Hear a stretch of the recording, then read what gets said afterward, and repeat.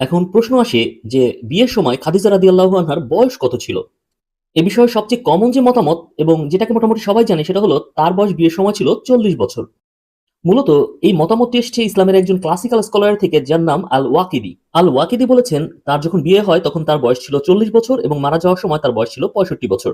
কারণ সবাই এই বিষয়ে একমত যে তারা ২৫ বছরের বিবাহিত জীবন পার করেছেন।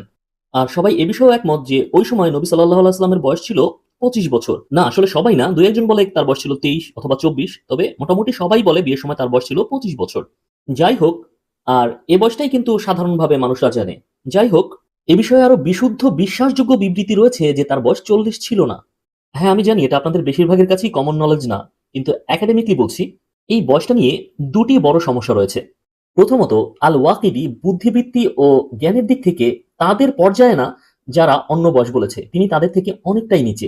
এ বিষয়ে কথা বলা লোকদের মধ্যে রয়েছেন বাইহাকি এবং ইবনে কাসির, সেই প্রখ্যাত স্কলার যিনি বিখ্যাত তাফসির গ্রন্থ তাফসির ইবনে কাসির লিখেছেন, এবং আরো অনেকে। তারা সবাই বর্ণনা করেছেন যে তিনি যখন মারা যান তখন তার বয়স ছিল ৫০ বছরের আশেপাশে। আর তিনি যদি এই সময় মারা গিয়ে থাকেন তাহলে এটা কিন্তু সবকিছুকেই পরিবর্তিত করে দেয়। তারা বলেন she died in her 50s। في الخمسينات she was in her 50s. This changes everything.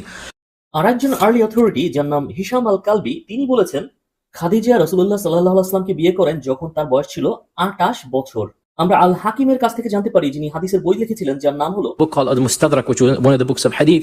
তিনি ইবনে ইসহাকের সূত্রে বর্ণনা করেছেন। আর ইবনে ইসহাক হলো একদম প্রথম দিকের সিরাত লেখকদের একজন। নবী বিখ্যাত জীবনী গ্রন্থ সিরাত ইবনে ইসহাক, সেই ইবনে ইসহাকও কিন্তু বলছেন তার বয়স ছিল ওই সময় ২৮ বছর। তো দুটি কারণে এটিকে বেশি সঠিক এবং বেশি গ্রহণযোগ্য মনে হয়। এর প্রথম কারণটি হলো, যারা ২৮ বছরের কথা বলছেন তাদের সংখ্যা যেমন বেশি, মানের দিক থেকেও তারা অনেক উঁচুতে, অর্থাৎ তাদের জ্ঞান অনেক বেশি ছিল। সিরত বা নবীর জীবনের ক্ষেত্রে ইবনে ইসহাক হলো দি অথরিটি। এই ক্ষেত্রে তার চেয়ে বেশি নির্ভরযোগ্য ও কর্তৃত্বব্যাজক আর কেউ নেই। এবং ইবনে ইসহাক বলছেন তার বয়স ছিল ২৮ বছর। হিশাম আল কালবিও একই কথা বলছেন। আর একই সঙ্গে বাইহাকি বলছেন যে তিনি মারা গিয়েছিলেন তার ৫০-এ।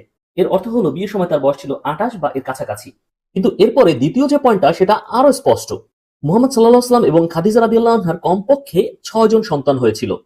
সংখ্যাটা আরো বেশিও হতে পারে। তো একজন ৪০ বছর মহিলা সাপেক্ষে ৬ জন সন্তানের মা হওয়ার বিষয়টা কিন্তু চিন্তা করাটা বেশ কষ্টকর।